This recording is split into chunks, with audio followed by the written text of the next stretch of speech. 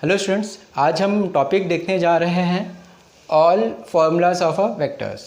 देखिए स्टूडेंट्स, आज के ये वीडियो में हम जितने भी फार्मूलेज हैं चैप्टर वेक्टर्स के सारे फार्मूले हम डिस्कस करेंगे। ठीक है, तो ये वीडियो स्टूडेंट्स आपके लिए बहुत ही हेल्पफुल होने वाला है। आप ये वीडियो को एंड तक ज़रूर देखिएगा। मैंने ये वीडियो में सारे जो फार्मूलेज है उसको बताया हुआ है, उसके कॉन्सेप्ट को बताया, उसको कैसे यूज़ करना है, कुछ जगह पे उसको भी डिस्कस किया हुआ है। ठीक है स्टूडेंट्स, और देखिए स्टूडेंट्स, आप ये वीडियो के पहले मैंने एक वीडियो और बनाया हुआ है, basic concept of a vector. अगर आपको वेक्टर के बारे में कुछ भी पता नहीं है तो आप basic concept of a vector को ज़रूर देख लीजिएगा।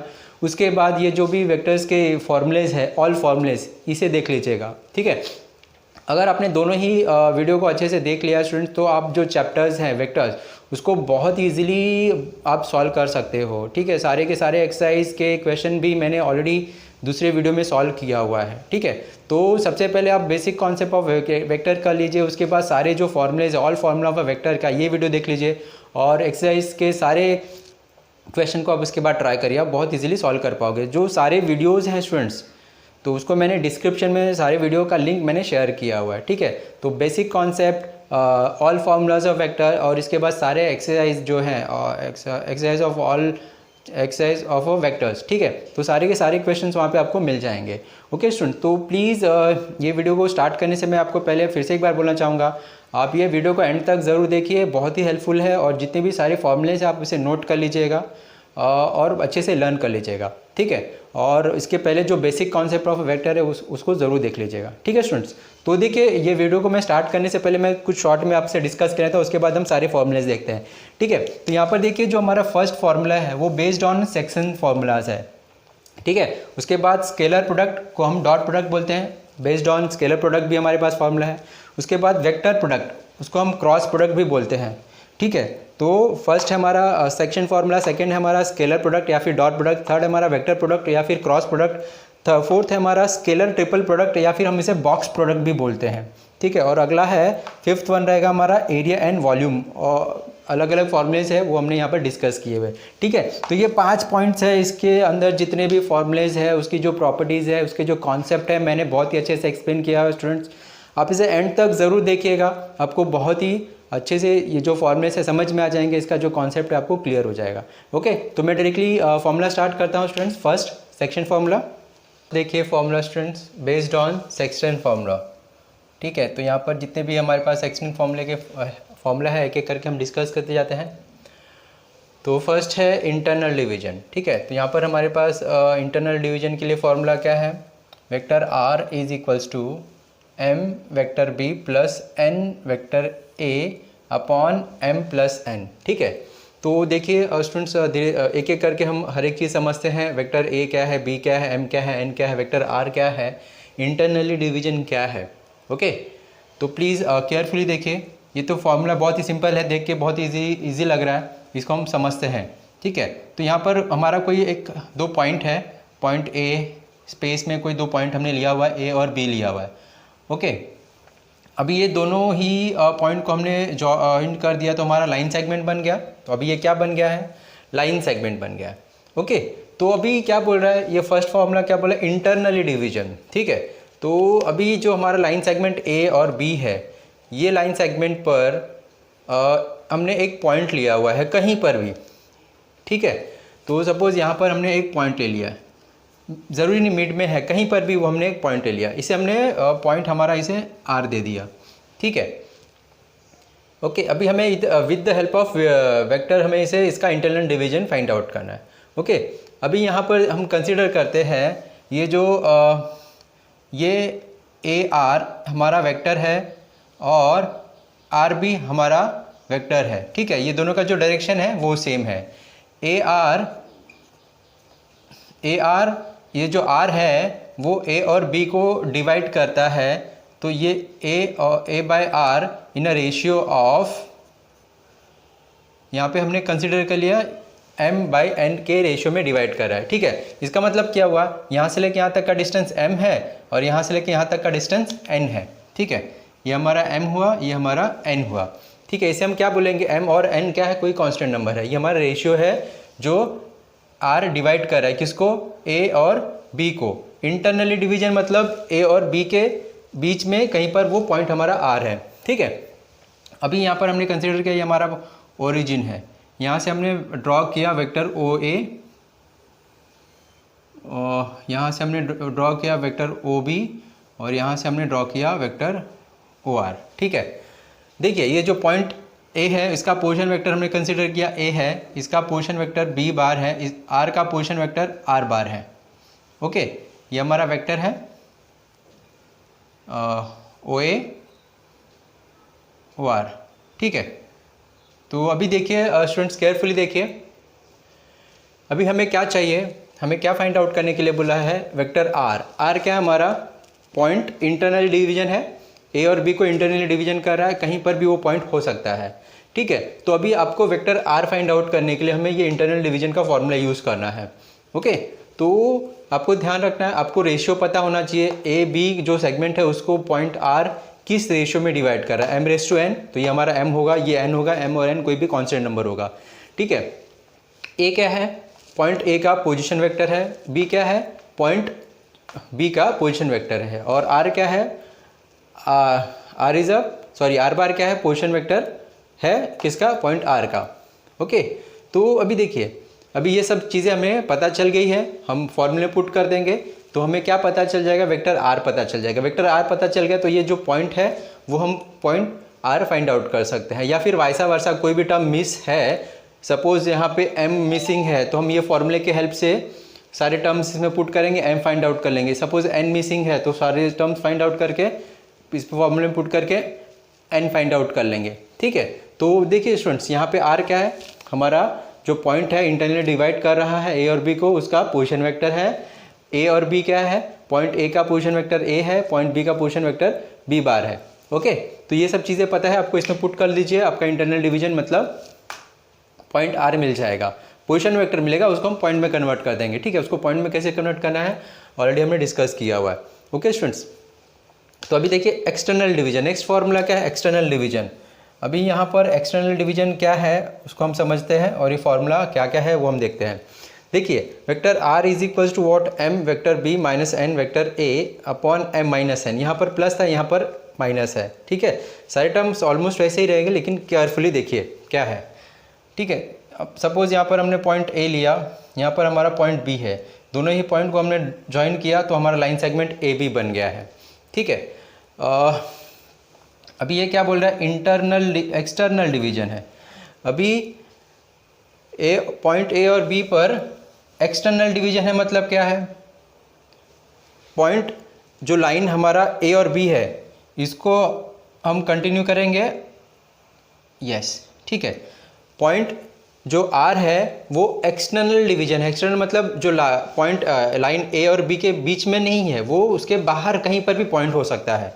ओके, एक्सटर्नल डिवीजन और इंटरनल डिवीजन में समझिए स्टूडेंट्स, इंटरनल डिवीजन आपको ध्यान रखना, ए और बी के बीच में कहीं पे भी वो पॉइंट हो सकता है। एक्सटर्नल मतलब ए और बी के बीच में नहीं होगा, उसके बाहर कहीं पर भी हो सकता है, ठीक है। तो यहाँ पर हमने सपोज इसको नाम दे दिया आर, ठीक है। तो अभी देखिए ये जो हमारा vector A R same direction में है और vector B R same direction में है। यहाँ पर हमने कंसिडर किया जो ए आर है सपोज ये डायरेक्शन में, और बी आर हमारा सेम, दोनों सेम डायरेक्शन में होना चाहिए, अपोजिट डायरेक्शन में नहीं होना चाहिए स्टूडेंट्स। ओके, अभी इनका रेशियो देखिए, जो ए टू बी यहाँ मतलब जहाँ यहाँ से लेके यहाँ तक का जो डिस्टेंस है वो हमारा एम है, ओके। और यहाँ से लेके पॉइंट बी से लेके पॉइंट आर का जो डिस्टेंस है वो हमारा एन है, ठीक है। तो इनका रेशियो क्या है, एम रेस टू एन, यहाँ पर हमने कंसिडर किया A R is M, B to R हमारा क्या है, ये एन है, ठीक है। जब एक्सटर्नल डिवीजन रहेगा तो आपको ध्यान रखना है स्टूडेंट्स, ए टू आर हमारा एम होगा और बी टू आर हमारा एन होगा, ठीक है। तो यहाँ पे हमारा रेशियो हमें पता चल गया, एम रेस टू एन रेशियो दिया हुआ है, ठीक है। ये पॉइंट ए का जो पोजीशन वेक्टर है सपोज हमने कंसिडर किया ए है, बी का पोजीशन वेक्टर बी बार है और आर का पोजीशन वेक्टर आर बार है, ठीक है। यहाँ पे कोई पॉइंट है, ओरिजिन है, ये ओरिजिन से हमने वेक्टर ड्रॉ कर लिया है, ओ ए ओ आर, ये हमारा पोजीशन वेक्टर ए हो जाएगा, बी हो जाएगा और ये आर हो जाएगा, राइट। तो देखिए स्टूडेंट्स, अभी जब एक्सटर्नल डिवीजन रहेगा, जब पॉइंट जो हमारा है जिसे हमें फाइंड आउट करना है वो हमारे लाइन सेगमेंट के बाहर होगा, बीच में नहीं, कहीं पर नहीं होगा, तो क्या हो जाएगा, फॉर्मूला हमारा क्या हो जाएगा, आर क्या है हमारा, जिस पॉइंट का जो पॉइंट हमें फाइंड आउट करना उसका पोजीशन वेक्टर है, एम क्या है हमारा, कोई भी कांस्टेंट नंबर हो सकता है, m रेस टू n, ये क्या है, रेशियो क्या है, a और b को जो डिवाइड कर रहा है r, किस रेशियो में कर रहा है, m रेस टू n में डिवाइड कर रहा है, और b क्या है, पोजीशन वेक्टर ऑफ b, और a क्या है, पोजीशन वेक्टर ऑफ a। ये सब चीज़ें हमें पता है, हम ये फॉर्मूले में पुट कर देंगे, हमारा रिक्वायर्ड आंसर मिल जाएगा। ठीक है, क्या मिलेगा हमें, दिस, ये पॉइंट का पोजीशन वेक्टर मिलेगा। एक बार आपको पोजीशन वेक्टर मिल गया, उसको हम पॉइंट में कन्वर्ट कर सकते हैं।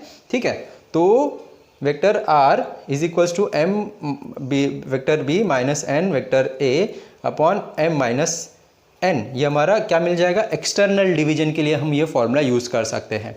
ठीक है स्टूडेंट्स, तो आपको फिर से मैं बताता हूँ, यहाँ पे m और n क्या है, कोई भी कांस्टेंट नंबर हो सकते हैं, b और a वेक्टर a और b क्या है हमारा, a और पॉइंट b का पोजीशन वेक्टर है। ठीक है, तो प्लीज़ ये सारे फॉर्मूले आप केयरफुली नोट करके रख लीजिए। ओके, अभी नेक्स्ट हमारा क्या है, mid point formula. Mid point formula क्या है, मिड पॉइंट फार्मूला क्या है students, vector r is equals to a vector a plus vector b by 2। अभी मिड पॉइंट फार्मूले से हमें ये पता चल रहा है, यहाँ पे एक्सटर्नल डिवाइड करेगा कि इंटरनल करेगा। मिड पॉइंट मतलब पॉइंट कहीं पर बीच में है। ठीक है, तो यहाँ पर देखिए स्टूडेंट्स, मैं आप केयरफुली, यहाँ पे हमारा पॉइंट a है, ये हमारा पॉइंट b है, इससे हमने दोनों को ज्वाइन किया, हमारा सेगमेंट क्या बन जाएगा, ए बी सेगमेंट बन जाएगा। ठीक है, मिड पॉइंट मतलब अभी ए और बी को बीच में, सेंटर में डिवाइड कर रहा है, वो पॉइंट हमारा सपोज ये आर है। ठीक है, और ये जो डिवाइड करेगा वो उसका जो रेशियो होगा सेम होगा, 1/1 ही होगा। ठीक है, तो यहाँ पे m हमारा क्या होगा, 1 होगा, n हमारा क्या होगा, n होगा, क्योंकि दोनों को वो सेम रेशियो में डिवाइड कर रहा है। ओके, तो यहाँ पे ओरिजिन हमने ड्रॉ कर लिया, यहाँ पे हमने वेक्टर बना दिया। ठीक है, आपको ध्यान रखना है स्टूडेंट्स, ए और ए, यहाँ पे हमारा जो वेक्टर ए आर और आर बी है वो सेम डायरेक्शन में होगा। ठीक है, तो यहाँ पे ए आर का रेशियो क्या हो जाएगा, 1 हो जाएगा, 1:1 हो जाएगा। ठीक है, A R dash R B क्या हो जाएगा, 1 हो जाएगा। ठीक है, तो अभी देखिए ये हम ये फॉर्मूले पुट करेंगे, m हमारा 1 होगा, n हमारा 1 होगा, क्योंकि इंटरनल डिवीजन, ये भी इंटरनल डिवीजन का ही पार्ट है। ठीक है, तो m की जगह पे 1 रखोगे, n की जगह पे 1 रखोगे, यहाँ पे 1 इंटू बी, 1:1 इंटू ए, तो हमारा ये टर्म मिल जाएगा a प्लस बी। ठीक है, तो जब आपको ध्यान रखना है स्टूडेंट, जब मिड पॉइंट फाइंड आउट करना है, मिड पॉइंट फार्मूला क्या हो जाएगा, vector r is equals to a plus B by 2। r क्या हमारा, यहाँ पे हम लिख देते हैं position vector a, point a से हमें पोजीशन वेक्टर a मिलेगा, पॉइंट b से हमें पोजीशन वेक्टर b मिल जाएगा, और r से हमारा पोजीशन वेक्टर r मिल जाएगा। ठीक है, तो एक बार जब आपको पोजीशन वेक्टर r मिल गया तो उसका हम पॉइंट में कन्वर्ट कर देंगे, तो पॉइंट r हमारा क्या होगा, बहुत ईजिली हम पॉइंट r कैलकुलेट कर लेंगे। ठीक है, फिर नेक्स्ट देखिए, नेक्स्ट फोर्थ फॉर्मूला देखिए स्टूडेंट्स, क्या है, सेंट्रॉइड ऑफ अ ट्रायंगल। कोई भी ट्रायंगल दिया हुआ है उसका हमें सेंट्रॉइड फाइंड आउट करना है, तो हमारे पास देखिए फॉर्मूला क्या है, vector g is equals to what, vector a plus vector b plus vector c by 3। ठीक है, तो ये अभी हम ये फॉर्मूले के हेल्प से क्या फाइंड आउट कर सकते हैं, सेंट्रॉइड ऑफ एनी ट्रायंगल। ठीक है, तो यहाँ पर देखिए देखो वेक्टर g मतलब हमने क्या किया हुआ है, सेंट्रॉइड जो है हमारा उसे हमने वेक्टर g से इंडिकेट किया हुआ है। वेक्टर a b c क्या हमारे पॉइंट्स हैं, उसका पोजीशन वेक्टर है बाय 3। तो अभी ये फॉर्मूले के हम क्या फाइंड आउट कर सकते हैं, centroid of a triangle, any triangle. Okay, देखिए ये हमारा पॉइंट A है, ये हमारा पॉइंट B है, ये हमारा पॉइंट C है। इसका पोजीशन वेक्टर हमने कंसीडर किया A, इसका पोजीशन वेक्टर हमने कंसीडर किया B, इसका हमारा पोजीशन वेक्टर क्या है, C है। ओके, अभी हम क्या, सेंट्रॉइड क्या होता है स्टूडेंट्स, जो पॉइंट होता है उसके अपोजिट साइड का हमने एक लाइन ड्रॉ किया हुआ मिड पॉइंट पर। ठीक है, यहाँ से ये अपोजिट से हमने एक मिड पॉइंट पर अब ड्रॉ किया हुआ, इसके अपोजिट साइड से हमने एक मिड पॉइंट पर एक अपोजिट साइड पर एक मिड पॉइंट पर एक लाइन ड्रॉ किया हुआ, ये हमारा मीडियन होता है। ये this is median, this is median, this is median. ठीक है, तो देखिए ये जो तीनों ही पॉइंट हमारे जो मिलेंगे वो हमारा सेंट्रॉइड होता है। ओके स्टूडेंट्स, तो तीनों जो मीडियन है उसका जो पॉइंट इंटरसेक्शन पॉइंट होता है वो हमारा मीडियन होता है। और आपको ध्यान रखना है स्टूडेंट, जो मीडियन है वो उनका जो रेशियो होगा ये 2:1 का ही होना चाहिए। ठीक है, ये 2:1 है, ये 2:1 है, ये 2:1 है। ठीक है, तो अब हम क्या करेंगे, ये फॉर्मूला यूज़ करेंगे। ओके, तो ये पॉइंट क्या हो जाएगा, सेंट्रॉइड। इसका पोजीशन वेक्टर हमने क्या लिख दिया, वेक्टर जी लिख दिया। ओके, तो देखिए अभी सारे टर्म्स यहाँ पर हम पुट कर देंगे और हमें क्या मिल जाएगा, सेंट्रॉइड ऑफ अ ट्रायंगल। कोई भी ट्रायंगल है, ए बी सी हमारे पास पॉइंट दिया हुआ है। ओके, और आपको जी फाइंड आउट करने के लिए बोला हुआ है, तो हम क्या करेंगे, पॉइंट ए बी सी को हम वेक्टर फॉर्म में कन्वर्ट कर देंगे और ये फॉर्मूले पुट कर देंगे। उसको सिंप्लीफाई करोगे आपको वेक्टर जी मिल जाएगा। वेक्टर जी मिल जाएगा, उसको हम पॉइंट में कन्वर्ट कर देंगे, हमें पॉइंट सेंट्रॉइड मिल जाएगा of a triangle, any triangle. आपको ध्यान रखना, वो जो ट्रायंगल है उसका जो रेशियो है, किसका रेशियो, मीडियन का, 2:1 का होना चाहिए। ओके, नेक्स्ट अभी सेंट्रॉइड ऑफ अ टेट्राहेड्रन। ठीक है, तो अभी देखिए स्टूडेंट्स, ये प्लेन शेप होता है और टेट्राहेड्रन क्या होता है, सॉलिड शेप होता है। सॉलिड शेप मतलब उसमें क्या होता है, 4 ट्रायंगल होते हैं। ठीक है, 4 ट्रायंगल होते हैं। उसका डायग्राम थोड़ा यहाँ मेरे लिए डिफ़िकल्ट है बनाना, फिर भी मैं आपको कोशिश करता हूँ। ओके, तो टेट्राहेड्रन क्या होता है, ये है टेट्राहेड्रन का डायग्राम। ठीक है, इसमें देखिए ये जो बेस में है एक ट्रायंगल है, यहाँ पर एक ट्रायंगल उस साइड रहेगा, एक ट्रायंगल लेफ्ट साइड रहेगा और एक ट्रायंगल सामने के साइड रहेगा। तो यहाँ पर हमारे पास 4 ट्रायंगल है। ठीक है, तो आपको क्या ध्यान रखना है, जो चारों ट्रायंगल है उसका जो सेंट्रॉइड होगा, ये इसका सेंट्रॉइड यहाँ पर होगा, इसका सेंट्रॉइड यहाँ पर होगा, इसका सेंट्रॉइड होगा और सामने वाले का सेंट्रॉइड एक होगा। ठीक है, तो अभी किसी भी हम यहाँ से हमने ये इसके सेंट्रॉइड पर ये पॉइंट से हमने ये सपोज ये ए बी सी और ये पॉइंट हमारा डी है, ये पॉइंट हमारा डी है। ठीक है, तो अभी बी से हमने इसके अपोजिट जो ट्रायंगल है उस पर हमने एक लाइन ड्रॉ किया और किसी भी 2 पॉइंट से लेके यहाँ से हमने इस पर लाइन ड्रॉ किया। तो जो दोनों ही लाइन का जो इंटरसेक्शन होगा वो हमारा सेंट्रॉइड ऑफ अ टेट्राहेड्रन होगा। ठीक है, तो अभी याद रखना स्टूडेंट, जो सेंट्रॉइड ऑफ अ टेट्राहेड्रन है इसका जो हमने मीडियन बनाया हुआ है, ये लाइन से यहाँ पर ड्रॉ किया, ये लाइन से हमने यहाँ पर ड्रॉ किया, जो इंटरसेक्ट करेंगे ये लाइन और ये लाइन। ठीक है, वो उनका रेशियो क्या होना चाहिए, 3:1 का होना चाहिए। ओके, और जो चारों ट्रायंगल है उनका जो मीडियन है वो 2:1 में, जैसे यहाँ पर देखा 2:1 में उसका मीडियन डिवाइड होगा। ओके, तो आपको ज़्यादा समझने की कोशिश नहीं करना स्टूडेंट्स।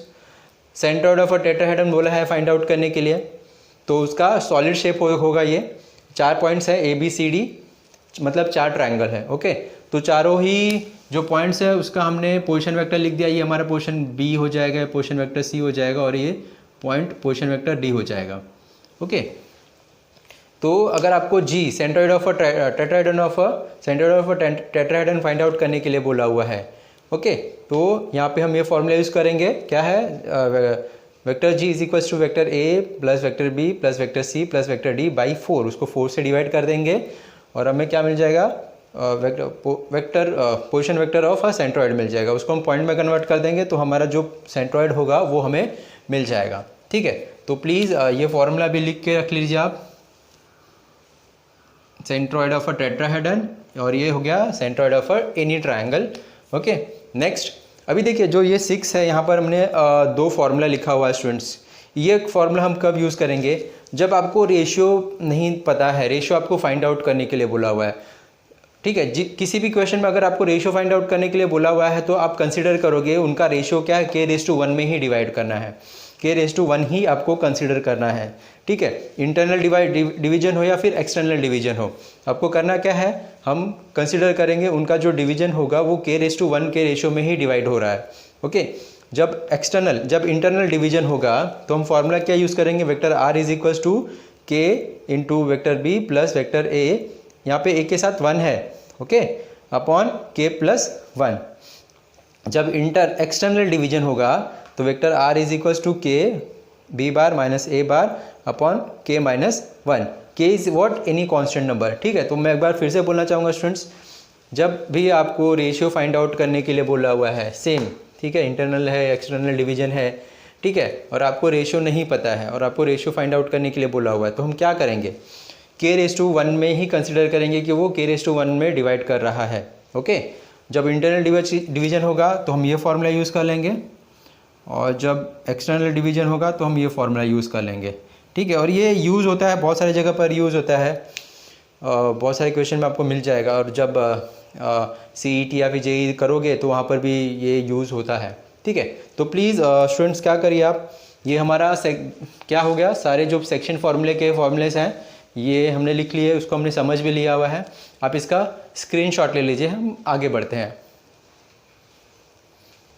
नेक्स्ट देखिए स्टूडेंट्स, अभी हमने सेक्शन फार्मूला देखा, अभी हम आगे देखने जा रहे हैं प्रोडक्ट ऑफ वेक्टर्स। ठीक है, जब आप प्रोडक्ट ऑफ वेक्टर की बात करते हो तो यहाँ पर देखिए स्टूडेंट्स, हम दो टाइप के प्रोडक्ट देखेंगे ऑफ वेक्टर।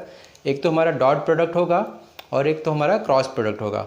तो पहले हम डॉट प्रोडक्ट के बारे में देख लेते हैं, फिर हम क्रॉस प्रोडक्ट के बारे में देखेंगे। ठीक है, तो यहाँ पर देखिए नेक्स्ट हमारा क्या है, scalar product of a two vector. ठीक है, स्केलर प्रोडक्ट को हम डॉट प्रोडक्ट भी बोलते हैं। क्यों बोलते हैं हम आगे देखेंगे। ठीक है, तो आपको याद रखना है scalar product of a two vector, या फिर आप उसे क्या बोलोगे, डॉट प्रोडक्ट। ठीक है, ऑफ अ टू वेक्टर।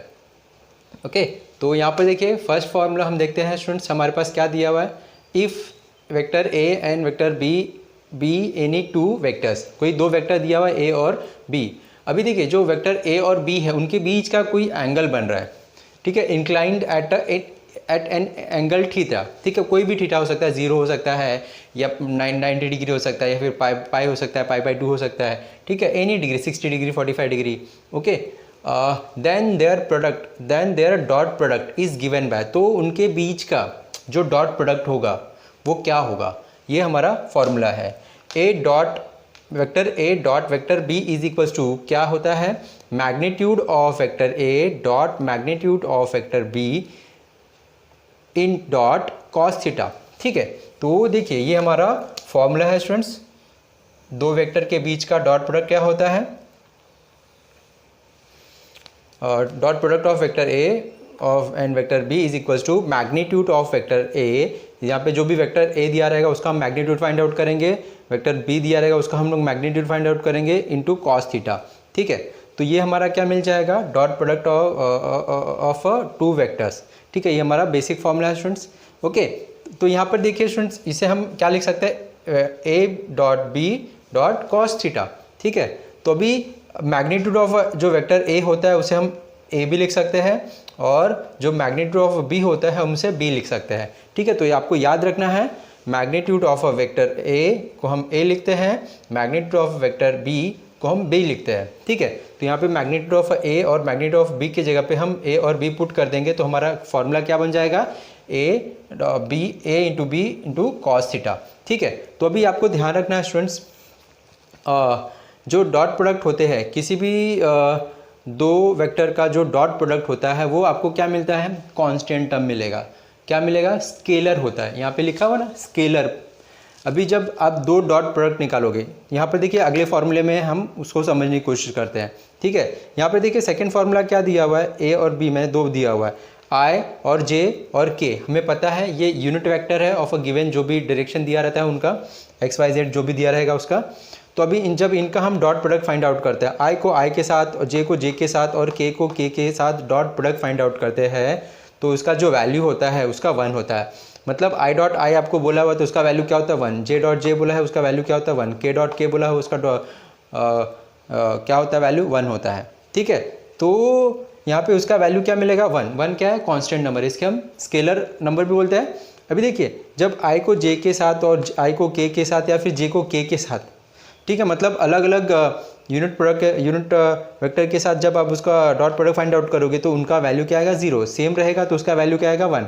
ठीक है, इसका मतलब क्या हुआ, यहाँ पे 1 मिल सकता है या फिर 0 मिल गया। ठीक है, ये दोनों 1 और 0 क्या है, दोनों ही स्केलर नंबर है, मतलब कांस्टेंट टर्म है।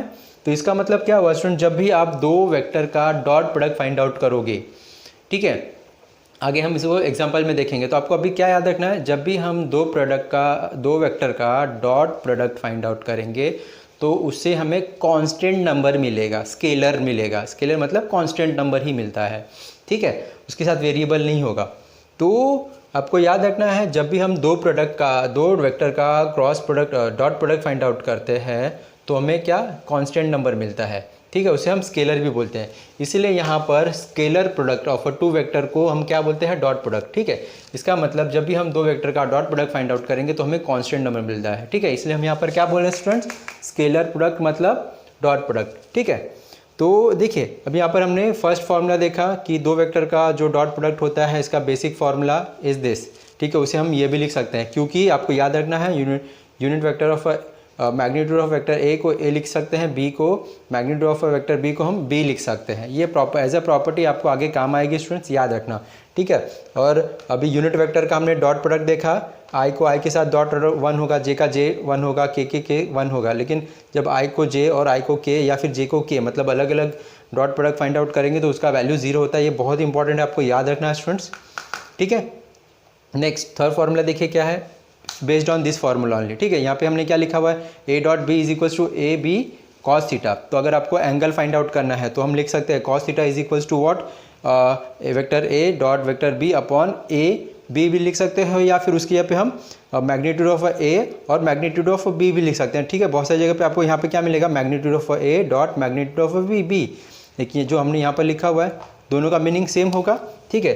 तो आपको याद रखना है ए और बी क्या है, मैग्नीट्यूड ऑफ ए, बी क्या है, मैग्नीट्यूड ऑफ बी, ठीक है। तो ये हमारा फॉर्मूला हम कब यूज़ करेंगे, जब हमें एंगल फाइंड आउट करने के लिए बोला हुआ है दो वेक्टर के बीच का, ठीक है। यहाँ पर भी देखिए हमने लिखा हुआ है चीज़, ओके। तो आप इसे प्लीज़ नोट करिएगा, बहुत ही इंपॉर्टेंट प्रॉपर्टीज़ है ये, बहुत ही इंपॉर्टेंट फॉर्मूलेज है। आप अच्छे से उसको लिख करके सारे प्रॉपर्टीज़ को याद कर लीजिए, समझने की कोशिश कम करिए ज़्यादा से ज़्यादा। ये जो लिखा हुआ है इसका मतलब यही होता है, आप उसको एक्सेप्ट कर लोगे तो आपको बहुत ही ईजिली समझ में चीज़ आने लगेंगी, ठीक है। उसके पीछे ऐसा क्यों होता है, क्या होता है, आपको बिल्कुल भी समझने की कोशिश नहीं करना है।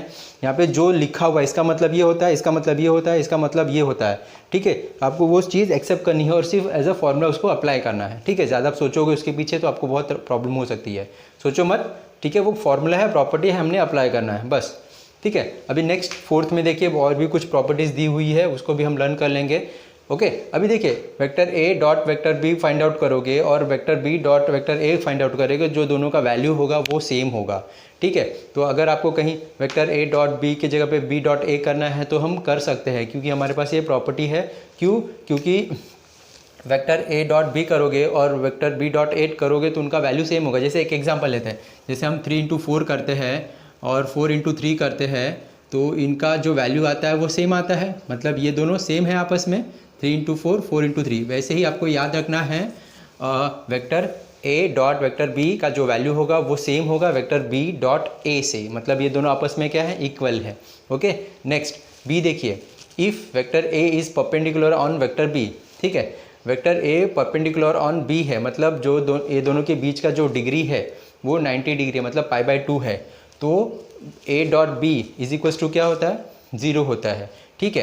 तो अगर आप ये फॉर्मूला यहाँ पर अप्लाई करके देखना चाहोगे तो ये हमें ए डॉट बी क्या मिल जाएगा, 0, ठीक है। अभी A dot vector B is equals to क्या है, ए बी कॉस थीटा है, ठीक है। अगर हमने थीटा के जगह पे, थीटा क्या है हमारा एंगल 90 डिग्री, परपेंडिकुलर है मतलब 90 डिग्री है। अगर यहाँ पे हमने 90 π/2 रखा तो कॉस थीटा का वैल्यू क्या होता है, 0। ये चीज़ें मैं बता रहा हूँ, आप नोट करके रख लीजिएगा। अगर हमने ये फॉर्मूले में थीटा अगर π/2 रखा तो कॉस थीटा क्या होता है, 0 0 इंटू एनी टर्म 0। इसका मतलब A dot B is equals to क्या होगा, 0 होगा। इसलिए यहाँ पे क्या लिखा हुआ है, जब ए और बी परपेंडिकुलर है आपस में तो ए डॉट बी क्या होगा, 0 होता है, ओके। नेक्स्ट अभी देखिए वेक्टर ए डॉट वेक्टर ए है, इसे हम क्या लिख सकते हैं, मैग्नीट्यूड ऑफ ए का होल स्क्वायर, या फिर इसे हम लिख सकते हैं ए का होल स्क्वायर, ठीक है। कैसे, जैसे अभी देखिए हमने ये फॉर्मूला यूज़ किया, यहाँ पर भी हम यहाँ पर ही देखते हैं, ठीक है। ये कौन से कंडीशन में मिलेगा, जब हमारा दोनों के बीच का जो एंगल होगा वो क्या होगा, 0 होगा, ठीक है। मतलब वेक्टर ए और वेक्टर ए दोनों सेम वेक्टर है, मतलब सेम लाइन है, तो इनके बीच का जो एंगल है, एंगल क्या होगा स्टूडेंट्स, 0 होगा, ठीक है। अभी इनके बीच का एंगल क्या है, 0 है, ठीक है। तो यहाँ पे वेक्टर ए मतलब ए है, बी मतलब हमारा ए है, दोनों ही वेक्टर सेम है। इसका मतलब क्या हुआ, दोनों के बीच का जो एंगल है स्टूडेंट्स क्या है, 0 है। ठीक है, तो ये चीज़ें हमने यहाँ पर पुट कर ली। ए हमारा वेक्टर ए है, बी हमारा वेक्टर ए है। ठीक है, तो अभी हमने ये फॉर्मूला, ये दोनों सेम है, इसमें पुट किया तो थीटा क्या होगा, 0 होगा। जब हमने थीटा 0 पुट किया, कॉस थीटा का वैल्यू क्या होता है, 1 होता है। प्लीज़ स्टूडेंट्स बहुत ही इंपॉर्टेंट है, कॉस थीटा का वैल्यू क्या होगा, 1 होगा। तो a इंटू बी। ठीक है, तो यहाँ पर हमने देखिए a हमारा a है, b हमारा a है। ठीक है, जो दोनों ही वेक्टर है, वेक्टर a और वेक्टर b दोनों ही हमारा सेम वेक्टर है। जब दोनों सेम वेक्टर होगा तो ही जाके उनके बीच का जो एंगल होगा वो 0 होगा। ठीक है, तो यहाँ पे आपको ध्यान रखना स्टूडेंट्स, वेक्टर a भी हमारा a है, वेक्टर b भी हमारा b है, तो मतलब b की जगह पे भी हम a ही यूज़ करेंगे। ठीक है, तो यहाँ पे cos थीटा मतलब cos थीटा 0 लिया, cos थीटा 0 1 हो जाएगा, तो हमें क्या मिलेगा, 1 इंटू बी। तो हम उसे क्या लिख सकते हैं, a डॉट a को हम क्या लिख सकते हैं, vector a dot vector a को हम क्या लिख सकते हैं, a डॉट a यूज़ कर सकते हैं। ठीक है, तो यहाँ पे देखिए, यहाँ पर अगर हमने यहाँ पे पुट किया वेक्टर a का मैग्नीट्यूड, वेक्टर b का मैग्नीट्यूड। ठीक है, वेक्टर b के मैग्नीट्यूड के जगह पे हमने क्या यूज़ किया, वेक्टर a का मैग्नीट्यूड। ठीक है, तो यहाँ पे जस्ट मैं आपको एक्सप्लेन ही कर देता हूँ। वेक्टर a कब 0 होगा, इन दोनों के बीच का एंगल कब 0 होगा, जब दोनों ही वेक्टर सेम होंगे तो इनके बीच का जो एंगल होगा वो क्या होगा, 0। वेक्टर a हमारा a है, वेक्टर b हमारा b है। ठीक है, तो इनके दोनों जब वेक्टर सेम होंगे तो इनके बीच का जो एंगल है वो क्या होगा, 0 हो जाएगा। ठीक है, तो अभी ये फॉर्मूला यहाँ पे हम पुट करते हैं, vector a is a a, vector b is a a। ठीक है, यहाँ पर देखिए वेक्टर a डॉट a क्या हो जाएगा, यहाँ पे हम यूज़ कर रहे हैं magnitude of a magnitude of b into cos theta. Theta क्या हमारा 0, कॉस थीटा का वैल्यू क्या होता है स्टूडेंट्स, यहाँ पर हम क्या यूज़ करेंगे, वेक्टर a यूज़ करेंगे, तो ये 1 हो जाएगा। तो मैग्नीट्यूड ऑफ a क्या हो जाएगा, मैग्नीट्यूड ऑफ a का स्क्वायर। ठीक है, तो यहाँ पर हमने लिखा हुआ है वेक्टर a को हम क्या लिख सकते हैं, a भी लिख सकते हैं, तो यहाँ पे आप लिख सकते हो a का स्क्वायर, तो इससे हमें क्या मिल जाएगा, ये डिराइव हुआ। तो ये बहुत ही इंपॉर्टेंट है स्टूडेंट्स, याद रखना है। ठीक है, दो वेक्टर जब सेम होंगे तो उनके बीच का एंगल 0 होगा। तो हम ये फॉर्मूले में अप्लाई करेंगे तो हमें पता चल जाएगा, a डॉट a को हम मैग्नीट्यूड ऑफ a का स्क्वायर भी लिख सकते हैं और a का स्क्वायर भी लिख सकते हैं। ठीक है, तो ये आप थोड़ा सा कॉन्सेप्ट को क्लियर करने के लिए मैंने यहाँ पे एक्सप्लेन कर दिया, लेकिन आप याद रखोगे तो ज़्यादा बेटर रहेगा। ज़्यादा कुछ सोचना नहीं है, आपको याद रखना है दो वेक्टर सेम है, a dot a is equals to, उसे हम मैग्नीट्यूड ऑफ a का होल स्क्वायर भी लिख सकते हैं और a का स्क्वायर भी लिख सकते हैं। ये हमें एक क्वेश्चन सॉल्व करते समय ये मिलेगा। ठीक है, अभी नेक्स्ट डीप प्रॉपर्टी देखिए स्टूडेंट्स, वेक्टर a दिया हुआ है इज दिस, वेक्टर b दिया हुआ है इज दिस। जब इनका हम डॉट प्रोडक्ट फाइंड आउट करेंगे तो हमें क्या मिलेगा, a dot b, a1 dot b1, a2 dot b2 और a3 डॉट b3 मिलेगा। ठीक है, और ये जो नंबर मिलेगा ये कांस्टेंट ही मिलेगा, स्केलर ही मिलेगा। ठीक है, ये कैसे हुआ, हम ये प्रॉपर्टी यूज़ करेंगे। ठीक है, i डॉट i 1 होगा, j डॉट j 1 होगा, k डॉट k 1 होगा, बाकी का जो टर्म है वो 0 होगा। मतलब जब इन दोनों का डॉट प्रोडक्ट फाइंड आउट करोगे तो ये इसके साथ मल्टीप्लाई होगा। सपोज अभी ये इसके साथ मल्टीप्लाई होगा तो यहाँ पे i डॉट i 1 हो जाएगा, क्या बचेगा, a dot a into B बच गया, तो यहाँ पे a into B, i dot i 1 हो गया। अब ये जब इसके साथ मल्टीप्लाई होगा तो ये i और j के साथ डॉट प्रोडक्ट क्या हो जाएगा, 0 हो जाएगा, तो यहाँ पे 0 हो गया। जब ये इसके साथ मल्टीप्लाई होगा i डॉट k, यहाँ पे लिखा हुआ है i dot k is equals to 0, तो ये जब इसके साथ मल्टीप्लाई होगा तो 0 हो जाएगा। इसके साथ हमें a1 b1 मिल गया। अभी देखिए ये इसके साथ मल्टीप्लाई होगा 0 हो जाएगा, ये इसके साथ मल्टीप्लाई होगा 0 हो जाएगा, यहाँ पे ये इसके साथ मल्टीप्लाई होगा j डॉट j 1 मिलेगा, तो यहाँ पे क्या बच गया, a2 और b2 मल्टीप्लाई हो जाएगा। ठीक है, अभी देखिए जब k i और j के साथ मल्टीप्लाई होगा तो 0 हो जाएगा, k डॉट k 1 मिलेगा, तो यहाँ पे क्या मिलेगा, a3 b3 इंटू 1। ठीक है, तो हमें a डॉट b का ये हमें कोई भी कांस्टेंट टर्म मिल सकता है। ये आपको याद रखना है स्टूडेंट्स, ये बहुत ही इंपॉर्टेंट प्रॉपर्टी, आगे हम जाके सब जगह यूज़ होगा। ठीक है, तो i डॉट i 1 होगा, i j 0 हो जाएगा, i k 0 हो जाएगा, j डॉट i 0 हो जाएगा, j डॉट k 0 हो जाएगा, j इंटू j हमें कांस्टेंट नंबर में a1 मिलेगा। ये इसके साथ और इसके साथ 0 हो जाएगा, इसके साथ हमें कांस्टेंट नंबर मिलेगा। ठीक है, नेक्स्ट प्रॉपर्टी देखते हैं। अभी देखिए vector A dot vector B plus C, हमें नॉर्मल ब्रैकेट ओपन करना है, तो इसे हम क्या लिख देंगे, this dot this plus this dot this, इसका डॉट प्लस ये इसका और इसका डॉट प्रोडक्ट। ठीक है, नॉर्मल ब्रैकेट जैसे हम ओपन करते हैं वैसे ही किया हुआ है। नेक्स्ट फिफ्थ फॉर्मूला देखिए, प्रोजेक्शन क्या है, दो फॉर्मूले हमारे पास, projection of A on B, projection of B on A. ये कहीं कहीं पे यूज़ हो जाता है, प्रोजेक्शन आपको पूछेगा तो आपने ये जस्ट फॉर्मूला यूज़ कर लेना है। ठीक है, ए ऑन अ बी बोला हुआ है तो हम क्या करेंगे, A vector A dot B upon magnitude of a B, और जब बोला हुआ है प्रोजेक्शन बी ऑन ए तो हमने क्या करना, A dot B upon magnitude of a A. जब बी ऑन ए रहेगा तो यहाँ डिनोमिनेटर में ए आएगा, जब ए ऑन बी रहेगा तो यहाँ पे डिनोमिनेटर में vector magnitude of vector B आएगा। ठीक है, तो देखिए स्टूडेंट्स ये जो प्रॉपर्टीज़ हैं आप है ना इसको याद कर लीजिए, इसको समझने की कोशिश कम करेंगे तो ज़्यादा बेटर होगा। आपको सिर्फ याद रखना है इसका मतलब ये होता है, ये भी होता है, जब ये दोनों आपस में परपेंडिकुलर है तो इसका मतलब A dot B is equals to 0 होता है, इसका मतलब ये दोनों आपस में सेम होता है। ठीक है, जितने भी फॉर्मूले लिखे हुए हैं स्टूडेंट्स, इसे हमने कोशिश नहीं करना है समझने की, आपको सिर्फ याद रखना है कौन से कंडीशन में क्या होता है। अगर आपको वो चीज़ें याद है तो बहुत इजीली आप इसे वेक्टर का जो चैप्टर है आप कर पाओगे। ठीक है, तो आप क्या काम करिए, इसका आप स्क्रीनशॉट ले लीजिए, हम आगे का देखते हैं। अभी हमने डॉट प्रोडक्ट देखा, अभी नेक्स्ट हम क्रॉस प्रोडक्ट मतलब वेक्टर प्रोडक्ट देखते हैं।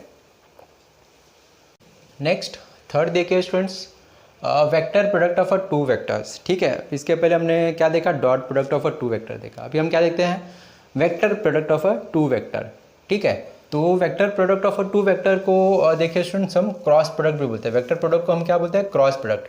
जैसे हमारा स्केलर प्रोडक्ट को हमने डॉट प्रोडक्ट बोला था, वैसे ही आपको वेक्टर प्रोडक्ट को यहाँ पर हमने क्रॉस प्रोडक्ट भी बोलते हैं। ठीक है, वेक्टर क्रॉस प्रोडक्ट मतलब हमने क्रॉस मल्टीप्लाई करना है, और डॉट प्रोडक्ट में मतलब हमने डॉट मल्टीप्लाई करना है, मतलब दो वेक्टर के बीच में डॉट रहेगा, दो वेक्टर के बीच में क्रॉस रहेगा, क्रॉस रहेगा तो क्रॉस प्रोडक्ट, डॉट रहेगा तो डॉट प्रोडक्ट या फिर स्केलर प्रोडक्ट बोलते हैं। ठीक है, तो अभी देखिए, अभी हम क्रॉस प्रोडक्ट के जो भी प्रॉपर्टीज़ या फॉर्मूलेज है वो हम डिस्कस करते हैं। ठीक है, तो यहाँ पर हमें ए और बी कोई दो वेक्टर प्रोडक्ट दिया हुआ है, तो उनके बीच का जो एंगल बनता है, ठीक है, तो एट एनी थीटा, वो इंक्लाइंड एट एनी थीटा, तो देन देयर क्रॉस प्रोडक्ट, तो उनके बीच का जो क्रॉस प्रोडक्ट है तो वो क्या होता है, तो उसकी प्रॉपर्टी क्या है, फॉर्मूला क्या है। ठीक है, तो ये बेसिक इंपॉर्टेंट फार्मूला है उसके लिए students. Cross product, dot product के लिए हमने देखा, भी क्रॉस प्रोडक्ट के लिए जब दो वेक्टर ए और बी दिया, उनके बीच में कोई एंगल बन रहा है, एंगल कोई भी हो सकता है, 0 हो सकता है, 90 degree, 60 degree, 45 degree, any degree, then their cross product, तो उनके बीच का जो क्रॉस प्रोडक्ट है वो क्या होता है। ठीक है, तो देखिए यहाँ पर cross product of A and B का मैग्नीट्यूड इज इक्वल्स टू क्या होता है, ए का मैग्नीट्यूड बी का मैग्नीट्यूड इंटू साइन थीटा। ठीक है, तो ए क्रॉस बी का मैग्नीट्यूड इज इक्वल्स टू क्या होता है, ए का मैग्नीट्यूड बी का मैग्नीट्यूड साइन थीटा।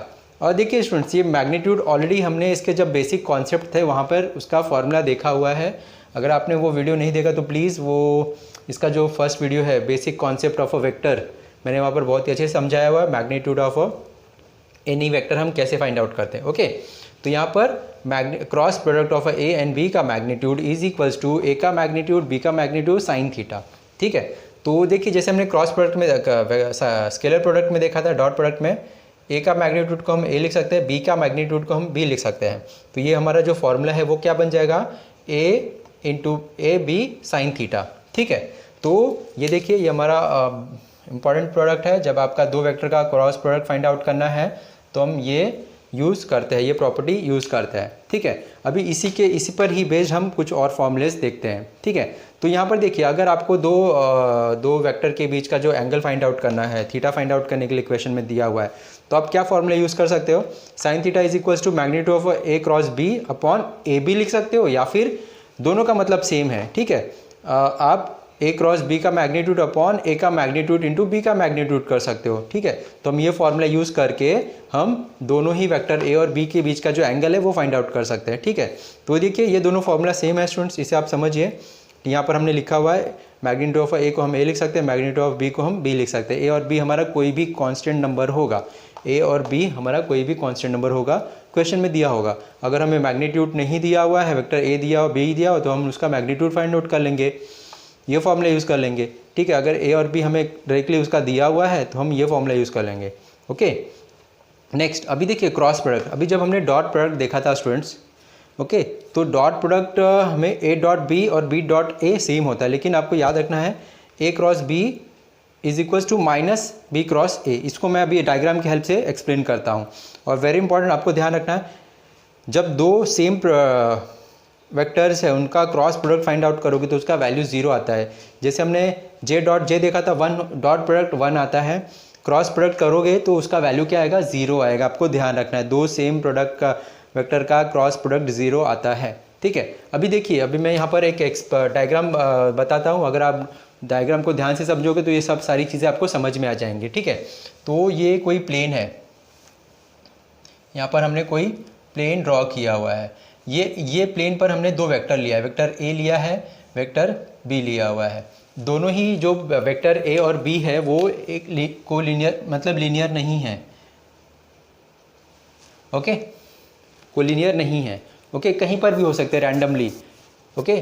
तो ये वेक्टर ए और बी, ये जो प्लेन है वहाँ पर दो वेक्टर कहीं पर भी हैं, ठीक है। अभी देखिए, ये जब ये दोनों वेक्टर ए और बी का जब तुम क्रॉस प्रोडक्ट फाइंड आउट करोगे, जब हम क्या करेंगे, ए और बी का हम क्रॉस प्रोडक्ट फाइंड आउट करेंगे, उससे जो वेक्टर मिलेगा वो क्या होगा, वो परपेंडिकुलर ऑन दिस प्लेन होगा। जो प्लेन है उस पर क्या होगा, वो परपेंडिकुलर होगा ए क्रॉस बी, या फिर वो अपवर्ड भी हो सकता है, परपेंडिकुलर दोनों डायरेक्शन में हो सकता है ना। अभी सपोज ये मेरा प्लेन है, तो ये प्लेन ऊपर की तरफ परपेंडिकुलर हो सकता है, या फिर नीचे की तरफ भी परपेंडिकुलर होता है। ऊपर की तरफ होगा मतलब ये हमारा पॉजिटिव होगा, अगर ये नीचे की तरफ होगा तो वो हमारा नेगेटिव होगा, ठीक है। जब आप ए क्रॉस बी फाइंड आउट करोगे तो वो पॉजिटिव भी हो सकता है, नेगेटिव भी हो सकता है। नेगेटिव होगा मतलब क्या होगा वो, तो यहाँ पे देखिए स्टूडेंट्स, यहाँ पर हमें क्या मिलेगा, माइनस बी क्रॉस ए मिलेगा, ठीक है।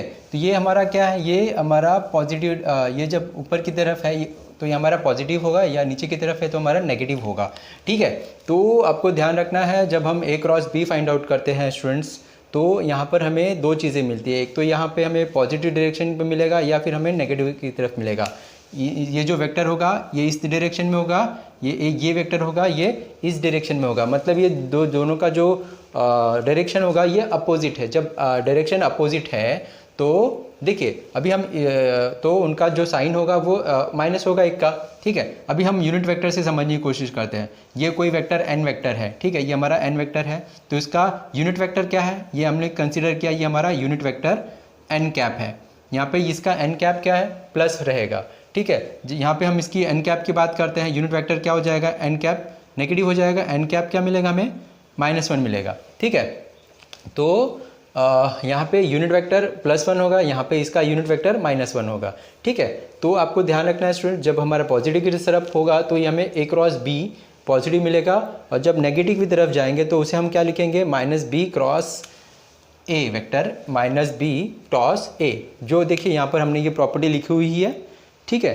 तो this is equals to this, ये दोनों सेम होंगे लेकिन इनका डायरेक्शन अपोजिट है, इसलिए यहाँ पर ये माइनस का साइन आएगा, ठीक है। आपको ये चीज़ ध्यान रखनी है, ओके। तो ये डायग्राम याद रखोगे, ये डायग्राम आपको बहुत सारे क्वेश्चंस में मिलेगा, ठीक है। जब हम दो वेक्टर सेम प्लेन में है उनका क्रॉस प्रोडक्ट फाइंड आउट करते हैं तो हमें क्या मिलता है, ये परपेंडिकुलर, ये जो परपेंडिकुलर वेक्टर है उसे हम क्या लिखेंगे, वेक्टर ए क्रॉस बी। ऊपर एक, ये दो डायरेक्शन में हो सकता है, एक अपवर्ड हो सकता है, एक डाउनवर्ड हो सकता है। जो अपवर्ड होगा वो पॉजिटिव मिलेगा, जो डाउनवर्ड है वो हमारा नेगेटिव होगा, उसे हम क्या लिख सकते हैं, -b vector cross A vector, ठीक है। तो प्लीज़ आप इसका स्क्रीनशॉट ले सकते हैं स्टूडेंट्स, इसे आगे भी हम कंटिन्यू करते हैं। पहले आप इसका स्क्रीनशॉट ले लीजिए, मैं ये जो डायग्राम है उसे इरेज करके हम इसे कंटिन्यू करते हैं। नेक्स्ट देखिए स्टूडेंट्स, और भी कुछ प्रॉपर्टीज़ है जो इंपॉर्टेंट है, प्रॉपर्टी ऑफ फॉर्मूलेज है वो देखते हैं। तो देखिए यहाँ पर देखिए फोर्थ हमने क्या डिस्कस किया, ए क्रॉस बी सेम, जब दो सेम वेक्टर रहेंगे उसका क्रॉस प्रोडक्ट क्या होता है, 0 होता है। उस पर ही बेस्ड हम देखते हैं स्टूडेंट्स, हमने दो यूनिट वेक्टर का डॉट प्रोडक्ट देखा, अभी हम दो यूनिट का क्रॉस प्रोडक्ट देखते हैं, तो उनके बीच में क्या रिलेशन है वो देखते हैं, ठीक है। जब दो वेक्टर सेम है, दो यूनिट वेक्टर सेम है, तो उनका जो क्रॉस प्रोडक्ट होता है वो क्या होता है, 0 होता है। डॉट प्रोडक्ट में हमने ऐसा नहीं देखा था, ठीक है। और जब दोनों अलग अलग रहेंगे तो क्या होगा, i डॉट जे तो k होगा, k डॉट जे तो i होगा, k dot i is equals to J हो जाएगा, ठीक है। जब रिवर्स डायरेक्शन में घूमेंगे, यहाँ पे क्या था, आई से जे गए तो के मिला, के से जे गए तो आई मिला, आई से के गए तो जे मिला, तो सारे पॉजिटिव मिलेंगे। ठीक है, जब अपोजिट डायरेक्शन में रोटेट करेंगे जे डॉट आई तो माइनस के मिलेगा, के डॉट जे माइनस आई मिलेगा, I dot sorry cross product J cross I minus के मिलेगा, के क्रॉस जे माइनस आई मिलेगा और आई क्रॉस के माइनस जे मिलेगा। ठीक है, तो यहाँ पे क्या हो रहा है, अपोजिट डायरेक्शन में रोटेट है, जे से आई जा रहे हैं तो माइनस के मिलेगा, आई से के जा रहे हैं तो माइनस जे मिलेगा और के से जे की तरफ जाएंगे तो माइनस आई मिलेगा। ठीक है, तो ये तीन प्रॉपर्टीज़ क्रॉस प्रोडक्ट के लिए है, यूनिट वेक्टर के लिए आपको याद रखना है। उसके लिए बेसिक आपको याद रखना है, जब दो सेम प्रोडक्ट होगा उसका क्रॉस, जब दो वेक्टर है क्रॉस प्रोडक्ट होगा तो ये ज़ीरो होगा। ठीक है, क्रॉस प्रोडक्ट में हमें ये सब चीज़ें ध्यान रखनी है। ओके, तो नेक्स्ट देखिए, जब दो वेक्टर दिया हुआ है, vector A is this, vector B is this, अभी इनका मुझे क्रॉस प्रोडक्ट फाइंड आउट करना है, तो ये हमारे पास वेरी इंपॉर्टेंट फॉर्मूला है स्टूडेंट्स, ये हमें आगे बहुत सारी जगह पे यूज़ होगा। ठीक है, तो अभी ये दोनों ही वेक्टर का क्रॉस प्रोडक्ट फाइंड आउट करने के लिए बोला, तो हम क्या लिखेंगे, determinants of what, determinants of what, यहाँ पे क्या आई जे के है, तो यहाँ पे पहले हम लोग क्या लिख देंगे, यूनिट वेक्टर लिख देंगे आई जे के, डिटरमिनेंट्स ऑफ व्हाट आई जे के। अभी पहले यहाँ पर ए है तो ए का हम कोएफिशिएंट जो है वो लिख लेंगे, आई के साथ जो है a1, जे के साथ जो है a2 और के साथ जो रहेगा वो a3 रहेगा। तो पहले हम यहाँ पे हमने a लिखा हुआ है तो हम वेक्टर a का जो कोएफिशिएंट है a1, a2, a3 उसे लिख लेंगे। फिर यहाँ पे b है, b वेक्टर b, तो उसका कोएफिशिएंट क्या है, b1, b2, b3, हम उसे लिख लेंगे। ठीक है, इसका हम डिटरमिनेंट फाइंड आउट करेंगे तो हमें क्या मिल जाएगा, a क्रॉस b मिल जाएगा। ओके स्टूडेंट्स, तो a cross b find out करने के लिए आपको बहुत सारे एग्जाम्पल्स में मिलेगा, तो ये बहुत ही इंपॉर्टेंट फार्मूलाज है स्टूडेंट्स, इसको लिख लीजिएगा ज़रूर। ठीक है, नेक्स्ट इसके बाद देखिए vector a cross b, vector b plus vector c, इसको हम लिख सकते हैं a cross b plus a cross c। ठीक है, तो ये भी हमें एज अ प्रॉपर्टी लर्न करके रखनी है, ये बहुत ही यूज़फुल है। तो देखिए स्टूडेंट्स, ये जितनी भी हमने प्रॉपर्टी देखी हुई है आपको सब अच्छे से याद कर लेना है, जो भी मैंने पॉइंट्स आपको बताया है वो केयरफुली नोट करिए, आपको समझने में बहुत हेल्प मिलेगी। एक बार आपको ये सब चीज़ें याद हो जाएंगी, कैसे यूज़ करते समय जब हम एग्जांपल सॉल्व करेंगे तो आपको बहुत ही अच्छे से समझ में आएगा। ठीक है, तो सारे जो क्वेश्चंस हैं वेक्टर्स के हमने ऑलरेडी सॉल्व किए हुए, अलग सारे जो भी एक्सरसाइज है उसके। ठीक है, तो अगर आपको वो फॉलो करना है तो प्लीज़ आप डिस्क्रिप्शन में जाइए स्टूडेंट, सारे एग्जाम्पल वहाँ पर आपको मिल जाएंगे।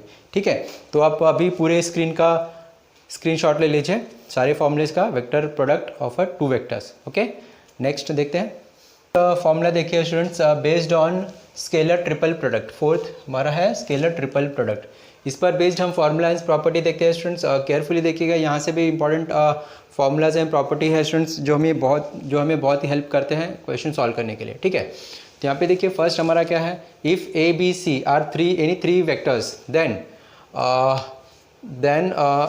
Vector A dot B cross C is called scalar triple product. ठीक है, ऑफ ए बी सी। तो यहाँ पे हमें स्केलर ट्रिपल प्रोडक्ट किसे बोलते हैं, यहाँ पे तीन वेक्टर दिया हुआ है, ए बी सी तीन वेक्टर दिया हुआ है, तो ए डॉट बी क्रॉस सी जो मिलेगा उसे हम क्या बोलते हैं, scalar triple product find out बोलते हैं। ठीक है, तो किसी भी तीन वेक्टर दिया उसको आपको scalar triple product find out करने के लिए बोला, तो आप क्या करोगे, vector A dot B cross C कर लोगे। ठीक है, तो आपको क्या मिल जाएगा, स्केलर ट्रिपल प्रोडक्ट मिल जाएगा। It is also called box product, इसे हम बॉक्स प्रोडक्ट भी बोलते हैं। उसे हम क्या लिख सकते हैं, ये बॉक्स है वेक्टर ए बी और सी, इनके बीच में कोई भी साइन नहीं है स्टूडेंट्स, ये इसका मतलब ये बॉक्स प्रोडक्ट और ये दिस इज कॉल्ड, दोनों का जो वैल्यू है वो सेम मिलेगा। ठीक है, इसे हम क्या बोलते हैं, स्केलर ट्रिपल प्रोडक्ट बोलते हैं या फिर बॉक्स प्रोडक्ट भी बोलते हैं। ठीक है, तो देखिए यहाँ पे कोई भी तीन वेक्टर दिया हुआ है, this and this and this, और आपको बॉक्स प्रोडक्ट या फिर triple scalar product find out करने के लिए बोला है, तो हम क्या करेंगे, डिटरमिनेंट्स ऑफ अ व्हाट, यहाँ पे पहले क्या ए है, फिर बी है, फिर सी है, तो पहले हम क्या करेंगे, वेक्टर ए का कोएफिशिएंट लिख लेंगे, determinants of a what, vector coefficient of vector ए, फिर क्या है यहाँ पे बी, तो कोएफिशिएंट ऑफ वेक्टर बी, फिर क्या है यहाँ पे सी, कोएफिशिएंट ऑफ वेक्टर सी। ठीक है, तो यहाँ पे हम तीनों ही जो वेक्टर्स हैं उनके कोएफिशिएंट लिख देंगे, उसका डिटरमिनेंट फाइंड आउट कर लेंगे, जो आंसर आएगा तो वो हमें क्या मिलेगा, scalar triple product of what, vector A B and C, या फिर उसका हम बोलते हैं बॉक्स प्रोडक्ट, उसको हम ऐसे लिख सकते हैं, vector A B C, box of vector A B C, इसे हम बोलते हैं ट्रिपल स्केलर प्रोडक्ट। ओके, तो बहुत ही इंपॉर्टेंट फॉर्मूला है स्टूडेंट्स, ऐसे केयरफुली नोट कर लीजिए। नेक्स्ट देखिए ये प्रॉपर्टी है, जितनी भी है प्रॉपर्टी है स्टूडेंट्स, इस पर हम डिस्कस कर लेते हैं। देखिए अभी यहाँ पे box product of A B C is equals to होगा B C A is equals to होगा सी ए बी। ठीक है, मतलब जो साइकिल है A to B to C, A to B to C, फिर सी टू ए, जो cycle है, ठीक है, तो आप इनका पोजीशन चेंज कर सकते हैं इन ए बी सी के साइकिल में। ठीक है, फिर ये सी ए बी, तो ए बी सी ए और सी ए बी, इनका जो हम प्रोडक्ट फाइंड आउट करेंगे स्केलर ट्रिपल प्रोडक्ट सब सेम आएगा। ठीक है, लेकिन यहाँ पे देखिए क्या लिखा हुआ बी ए सी, इसको हम is equals to A B C या फिर बी सी ए या फिर सी ए बी नहीं लिख सकते। जो बी ए सी अगर इसका इंटरचेंज हुआ तो क्या उसे हम is equals to A B C या फिर बी सी ए या फिर सी ए बी नहीं लिख सकते हैं। ठीक है स्टूडेंट्स, तो ये नहीं पॉसिबल है। अगर आपको करना है तो हमें क्या करना पड़ेगा, माइनस साइन चेंज करना पड़ेगा। ठीक है, अगर सपोज मुझे इसे बी सी ए करना है या फिर ए बी सी करना है तो उसे हमें क्या करना पड़ेगा, उनका जो है साइन चेंज करना पड़ेगा। जैसे यहाँ पे बी सी ए लिखा हुआ है, ठीक है, यही टर्म हमने लिखा हुआ है, तो अभी मैं उसे बी सी ए लिख सकता हूँ, लेकिन क्या करना पड़ेगा, मुझे इसका साइन चेंज करना पड़ेगा। यहाँ पे हमने इसका पोजीशन चेंज किया, जब भी हम वेक्टर का पोजीशन चेंज करेंगे नेगेटिव साइन करेंगे। आपको ये प्रॉपर्टी है, ध्यान रखना है। ठीक है, ये दोनों का हमने पोजीशन चेंज किया तो क्या हुआ, यहाँ पे नेगेटिव साइन आ जाएगा। ठीक है, तो अभी हमें क्या मिल गया, बी सी ए मिल गया, बी सी ए मिल गया, राइट। नेक्स्ट अभी देखिए, या फिर हम क्या कर सकते हैं, इसका पोजीशन चेंज कर सकते हैं, तो हमें क्या मिल जाएगा, ए बी सी मिल जाएगा। तो यहाँ पे क्या करना पड़ेगा, जब हम पोजीशन चेंज करते हैं दो वेक्टर का तो माइनस का साइन आता है। ठीक है, तो ये प्रॉपर्टी बहुत इंपॉर्टेंट है स्टूडेंट्स, से नोट करके रखिए। ओके, नेक्स्ट अभी देखिए, जब दो वेक्टर सेम होते हैं तो उनका जो बॉक्स प्रोडक्ट होता है वो ज़ीरो होता है। जब दो वेक्टर सेम होते हैं या फिर जब दो वेक्टर को लीनियर होते हैं या फिर जब दो वेक्टर को प्लेनर होते हैं, ये तीनों चीज़ें याद रखनी है। जब दो वेक्टर सेम होते हैं या जब दो वेक्टर को लीनियर होते हैं या फिर जब वेक्टर्स को प्लेनर्स होते हैं, तो उनका जो डॉट प्रोडक्ट होता है, सॉरी बॉक्स प्रोडक्ट होता है और स्केलर ट्रिपल प्रोडक्ट होता है इज इक्वल्स टू ज़ीरो आता है। ये बहुत इंपॉर्टेंट, आपको नोट करके रखना स्टूडेंट्स। ओके, क्या मैं फिर से एक बार बोलता हूँ, जब दो वेक्टर सेम हैं, दिस आर सेम, ओके, या फिर जब दो प्रोडक्ट को लीनियर है या फिर जब दो प्रोडक्ट आर को प्लेनर है, तो उनका जो बॉक्स प्रोडक्ट होता है वो क्या होता है, ज़ीरो होता है। ओके, नेक्स्ट अभी देखिए, vector A dot B cross C को हम लिख सकते हैं A cross B dot C. हम इसका जो इंटरचेंज कर सकते हैं स्टूडेंट्स। ठीक है, हम इनका जो डॉट प्रोडक्ट है और क्रॉस प्रोडक्ट है वो हम इससे इंटरचेंज कर सकते हैं। ओके, ए बी सी में ही रहेगा, ए बी सी में ही रहेगा, लेकिन इनका जो डॉट प्रोडक्ट और क्रॉस प्रोडक्ट है वो ही सिर्फ चेंज होगा, this and this. Okay, next, if one of the vector A B C is zero vectors then, ठीक है, अभी देखो यहाँ पे हमने क्या देखा, जब ए बी सी, हमारा ए बी सी में से कोई भी एक वेक्टर ज़ीरो होगा, ओके, तो उनका जो बॉक्स प्रोडक्ट होगा वो क्या होगा, ज़ीरो होगा। ठीक है, तो देखिए ये सब हमने कुछ प्रॉपर्टीज़ देखी और फार्मूलाज देखा जो किसके लिए यूज़ करना है, हमने स्केलर ट्रिपल प्रोडक्ट के लिए करना है। ठीक है, अब देखिए स्टूडेंट्स, इसके बाद हमारे पास कुछ और भी फॉर्मूलेज है, वॉल्यूम है और एरिया ऑफ अ ट्रायंगल है। ठीक है, वो भी मैं आपको इसी में लिख के देता हूँ, आप उसे भी नोट कर लीजिएगा। ठीक है, वो भी हमारे लिए इम्पॉर्टेंट है, तो आप इसका स्क्रीनशॉट ले लीजिए। हम आगे का फॉर्मूला देखें। नेक्स्ट देखिए स्टूडेंट्स, हम बचे हुए जो फॉर्मूलेज है वो देख लेते हैं। एरिया पर बेस्ड फार्मूला है हमारा, वॉल्यूम पर बेस्ड हमारा फार्मूला है। ठीक है, तो यहाँ पर हमें area of a triangle find out करने के लिए बोला हुआ है। तो एक फार्मूला हमारे पास, area of a triangle is equals to A by B determinants of a what, vector A B cross vector A C. ठीक है, हमारे पास ट्रायंगल में वेक्टर ए सी और वेक्टर ए बी पता है, तो उनका हम क्रॉस प्रोडक्ट फाइंड आउट करेंगे, उसका डिटरमिनेंट फाइंड आउट कर लेंगे और उसका 1/2 कर लेंगे, तो हमें क्या मिल जाएगा, एरिया ऑफ अ ट्रायंगल। इसके बाद देखिए एरिया ऑफ अ ट्रायंगल बोला हुआ है, दूसरा फॉर्मूला है 1/b A cross A vector A cross B plus vector B cross C plus vector C cross A. ठीक है, तो हम ये फार्मूला भी अप्लाई करके जो भी कंडीशन हमें दिया हुआ है उसके हिसाब से हम ये फार्मूला अप्लाई कर सकते हैं। ठीक है, हमारे पास दो एरिया ऑफ अ ट्रायंगल का फार्मूला है, ये अलग कंडीशन के लिए यूज़ करेंगे, अलग कंडीशन के यूज़ करेंगे, जो एज़ पर जो भी गिवन कंडीशन हमारा दिया रहेगा वो यूज़ कर लेंगे। ठीक है, next, area of a parallelogram having the adjacent sides. ठीक है, अभी हमारे पास कोई भी पैरेललोग्राम दिया हुआ है, अगर उसका हमें दोनों एडजेसेंट साइड पता है मतलब एडजेसेंट मतलब लगे हुए दोनों साइड्स, ये या फिर ये या फिर ये दोनों साइड पता है, तो हम क्या कर सकते हैं, उनका हम cross product, determinants of a cross product, अभी हमें ए और बी पता है तो हम क्या करेंगे, ए और बी का क्रॉस प्रोडक्ट करेंगे और उसका हम डिटरमिनेंट फाइंड आउट कर लेंगे। तो ये हमें क्या मिल जाएगा, एरिया ऑफ अ पैरेललोग्राम। ठीक है, जब हमें दो एडजेसेंट साइड पता होगी तभी हम ये फॉर्मूला यूज़ कर लेंगे। या फिर हम दूसरा फॉर्मूला देखिए, अभी area of a parallelogram having the diagonal, अभी हमें डायगोनल पता है, पैरेललोग्राम हमें पता है, उनका डायगोनल पता है, D1 और D2 पता है। ठीक है, तो हम क्या करेंगे, उसका क्रॉस प्रोडक्ट फाइंड आउट कर लेंगे, उसका डिटरमिनेंट्स करेंगे और 1/2 से मल्टीप्लाई कर देंगे। ठीक है, तो ये फार्मूला अप्लाई करके हम क्या कर सकते हैं, पैरेललोग्राम का एरिया फाइंड आउट कर सकते हैं। ये भी और ये भी, ये अलग कंडीशन के लिए है, ये अलग कंडीशन के लिए। ये कब यूज़ करेंगे, जब दो एडजेसेंट साइड पता है, और ये कब यूज़ करेंगे, जब दो डायगोनल हमें पता है। ठीक है, तो अभी नेक्स्ट देखिए, ये है वॉल्यूम ऑफ अ पैरेलो पाइप। ठीक है, और ये हमारा है वॉल्यूम ऑफ अ टेट्राहेड्रन। ठीक है, जो एरिया ऑफ अ पैरेलो पाइप क्या होता है students, triple product of ABCD। ठीक है, ये हमारा पैरेलो पाइप दिया हुआ है, उसका जो एडजेसेंट एजेस दिया हुआ है, दिस एंड दिस। ठीक है, अगर आपको पता है एजेस ऑफ पैरेलो पाइप पता है तो उसका आप dot product box product find out कर लीजिए और वो हमारा required volume of a parallelopiped मिल जाएगा। नेक्स्ट है वॉल्यूम ऑफ अ टेट्राहेड्रन। ठीक है, टेट्राहेड्रन का वॉल्यूम क्या है स्टूडेंट्स, ABC हमारा ये same side of a adjacent sides है। ठीक है, एजेस ऑफ अ साइड्स, तो 1/6 बॉक्स प्रोडक्ट ऑफ ABC। तो हम ये फॉर्मूला अप्लाई कर लेंगे तो हमें क्या मिल जाएगा, वॉल्यूम ऑफ अ टेट्राहेड्रन मिल जाएगा। ठीक है स्टूडेंट, तो प्लीज़ आप क्या करिए, आप इसका स्क्रीनशॉट ले लीजिए। ठीक है, तो देखिए स्टूडेंट्स, आज हमने चैप्टर वेक्टर्स के जितने भी फॉर्मूले थे वो आज हमने देखे हैं, और उसमें जो भी कॉन्सेप्ट था उस पर हमने डिस्कशन किया हुआ है।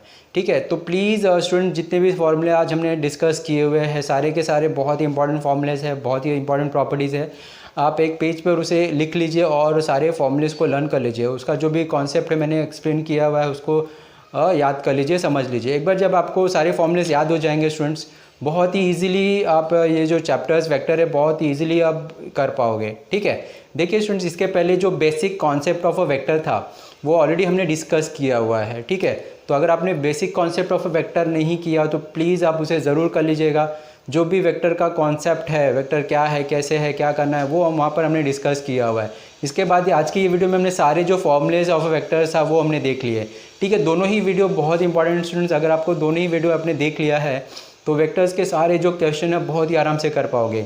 ठीक है, और वेरी इंपॉर्टेंट स्टूडेंट्स, जो वेक्टर्स का जो चैप्टर्स है उसके सारे एक्सरसाइज के क्वेश्चन ऑलरेडी हमने दूसरे वीडियो में सॉल्व किया हुआ है, जिसका लिंक मैंने आपको डिस्क्रिप्शन में शेयर किया हुआ है। ठीक है, तो पहले आप इसका सारे फार्मूला कर लीजिए, बेसिक कॉन्सेप्ट कर लीजिए, उसके बाद सारे एक्सरसाइज के सारे क्वेश्चंस आप कर सकते हैं। सब के सब वीडियोस आपको ये वीडियो के डिस्क्रिप्शन में मिल जाएंगे। प्लीज़ आप स्टूडेंट्स वीडियो के डिस्क्रिप्शन में जाइए, सारे लिंक फॉलो करिए, बेसिक कॉन्सेप्ट करिए, सारे फॉर्मूलेस करिए और सारे एक्सरसाइज के सारे क्वेश्चंस आपको वहाँ पे मिल जाएंगे। ओके स्टूडेंट्स, तो ये वीडियो को हम यहाँ पर स्टॉप करते हैं। वीडियो के एंड में मैं आपसे छोटा सा रिक्वेस्ट करना चाहूँगा स्टूडेंट्स, अगर आपको ये मेरा वीडियो हेल्पफुल लगा तो प्लीज़ वीडियो के एंड में एक छोटा सा कमेंट ज़रूर करिए और मुझे बताइए कि आपको ये मेरा वीडियो कैसा लगा। ठीक है स्टूडेंट्स, और वेरी इंपॉर्टेंट स्टूडेंट्स, अगर ये आपको ये मेरा चैनल हेल्पफुल है तो प्लीज़ चैनल को ज़रूर सब्सक्राइब कर लीजिए और आपके जो भी फ्रेंड सर्कल है उनको ये मेरे चैनल का लिंक ज़रूर शेयर करें। Okay, thank you.